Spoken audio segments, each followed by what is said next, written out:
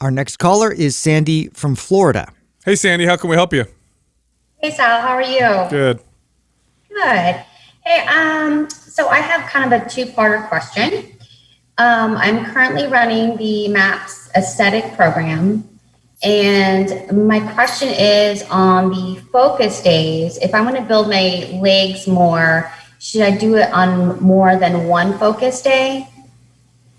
Yeah, you could definitely do that. You could definitely do all the focus days specific to, one or two body parts to add more volume to your workouts. Okay. But here's the other thing too. A lot of times, and sometimes we get this from women. Well, they'll follow MAPS aesthetic or MAPS anabolic, and they'll say a lot of it's more upper body work than lower body work. And here's why it may seem that way with certain programs. If you're doing X amount of volume per muscle group, then when you look at the upper body, you have biceps, triceps, shoulders, chest, and back. With the lower body, you have quad, ham, and glutes, right? So that's three body parts. So the reality is the volume is equivalent. It's just that there's fewer muscle groups in the lower body. I mean, even if you add calves, you still have less. So consider that as well, because what I have seen from people is that they feel like, oh, I got to do more volume. They add more volume without following the program, believing that it's going to get them there faster. And really, it's all about the effective dose. And the effective dose is it's perfect, right? More than that, you get there slower. Less than that, you get there slower. But again, MAPS aesthetic includes focus session days that allows you to add volume to whatever body parts that you want to train. I mean, if legs are your focus, I also like making one day like a quad day and one day a ham day, or do one that's sure. So you don't have to necessarily do like a full leg routine on both focus days. One focus day could be dedicated to more towards the posterior chain, and then one all the front, right? So you could split it like that. I love to do that if that's your main focus. But definitely, if that's your main focus, I think I saw that you with back or buys you're doing on the other one. So I would go all, if legs are the main thing you're trying to bring up, make that the centerpiece of those focus days, and then how you split it up is up to you. You can either do all glute, hamstring, and quads on both days, or you can go hamstring work, all hamstring and glutes all on one day, and then all quad work on the other day, which would be phenomenal too. And my other question is, I used to do lots of cardio. I was high intensity.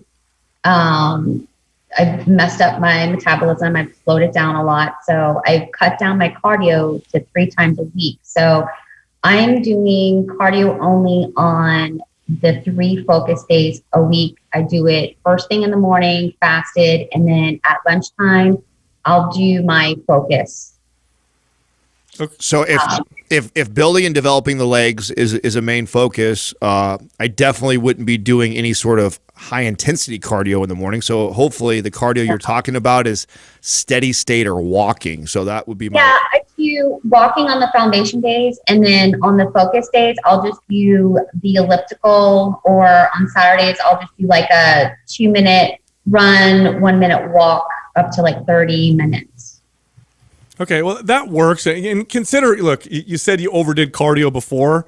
I mean, you're doing an okay amount of cardio now. And there's nothing wrong with it if you love it. But if your intention with the cardio is I got to do more of it to get leaner, right. Well, then that approach isn't really that effective. If it's all about that, then really it's about your food intake and resistance training. I mean, in MAPS aesthetic, because of the focus days, you're gonna be lifting weights 5 or 6 days a week. So you're working out quite a bit. You would it'd be far more beneficial to be focused on building the legs and limiting almost all cardio to walking or none, hardly at all, and then switch in a month or two and build in cardio to lean out. Trying to do all that cardio and also try and build your legs at the same time.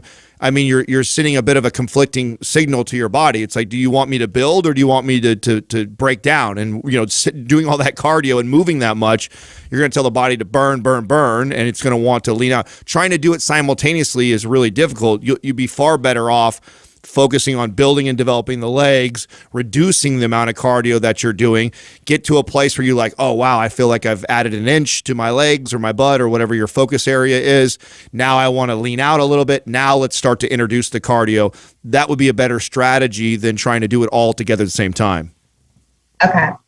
Even if the cardio is like, 5 to 6 hours apart, you still would recommend the same thing? Absolutely. Yeah, it's not, again, there's nothing necessarily wrong with it's, if you enjoy it, it's great, it's activity, but based on what you're coming from and what you're doing and what your goals are, you just focus on being active. You don't need to necessarily do structured cardiovascular workouts, and then focus on your nutrition. If you notice your body's not getting leaner, I would focus on, but you did mention your metabolism was also slow because of what you had done before.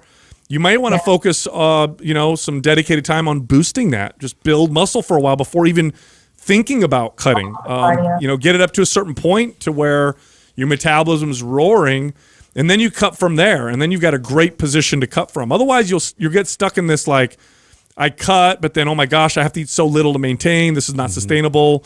Then I gain the body fat, and you're kind of on this hamster wheel. Yeah, definitely doing that. Okay. Awesome. All right, great. Thank you, guys. Thank you. Awesome. Yeah, dude, that's so common with clients where, they have like, I want to be lean, but I also want to build my legs. It's like, well, you'd be far better off focusing on one or the other and putting all your energy towards building the metabolism, building the legs up, developing those, like the original part of the beginning of this question, and then eliminating all that cardio. And if you're somebody who, like Sal was alluding to, you were a cardio junkie before, so if she was my client, I wouldn't have let her do any cardio. Yeah, because you're trying to break that walk. old habit. I'd let her walk, right? So I wouldn't be like, oh, don't move now. But I would say, hey, we already know that this is something that you struggle with. We don't need it. We're trying to build your legs, build your metabolism. So it has no real place in our program right now. So let's eliminate any sort of HIIT interval training like she's doing right now for cardio.